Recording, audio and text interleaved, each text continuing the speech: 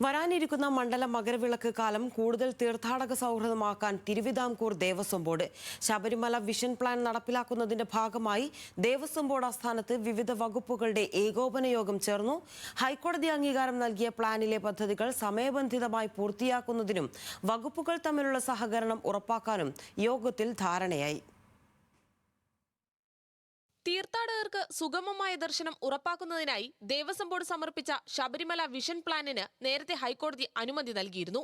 ഇത് യാഥാർത്ഥ്യമാകുന്നതിന് ഓരോ വകുപ്പുകളും വരുത്തേണ്ട മാറ്റങ്ങളെക്കുറിച്ചാണ് യോഗം പ്രധാനമായും ചർച്ച ചെയ്തത്. Police, fire force, KCB, water authority തുടങ്ങിയ വിവിധ വകുപ്പുകളിലെ ഉദ്യോഗസ്ഥർ യോഗത്തിൽ പങ്കെടുത്തു. പരിസ്ഥിതി സംരക്ഷണം ലക്ഷ്യമിട്ട് വനം വകുപ്പുമായി ചേർന്ന് ഗ്രീൻ ശബരിമല പദ്ധതി നടപ്പിലാക്കാൻ യോഗം തീരുമാനിച്ചു. ശബരിമലയ്ക്കും പമ്പയ്ക്കും അനുയോജ്യമായ മരങ്ങൾ വച്ചുപിടിപ്പിക്കുന്ന ഈ പദ്ധതി വരുന്ന മഴക്കാലത്തിന് മുൻപ് തന്നെ ആരംഭിക്കും. തീർത്ഥാടനത്തെ ബാധിക്കാത്ത തരത്തിൽ ഉപയോഗശൂന്യമായി കിടക്കുന്ന സ്ഥലങ്ങളിലായിരിക്കും മരങ്ങൾ നട്ടുപിടിപ്പിക്കുക. ക്രൗഡ് മാനേജ്മെന്റിലും വലിയ മാറ്റങ്ങളാണ് വരുന്നത്.